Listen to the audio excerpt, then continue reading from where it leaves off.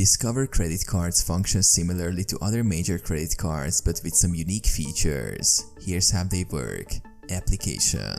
Customers apply for a Discover credit card online or through mail offers. The application process typically includes providing personal information such as name, address, income, and employment details.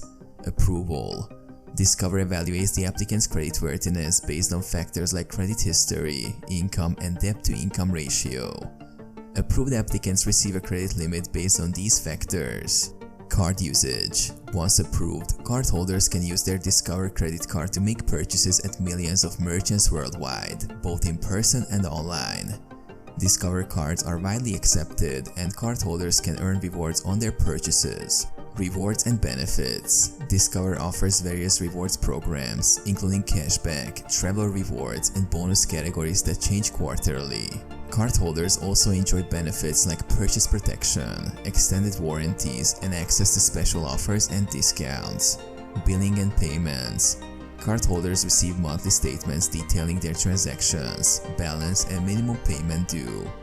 Payments can be made online, through the mobile app, by mail, or by phone. Discover offers features like autopay and payment reminders to help customers manage their accounts.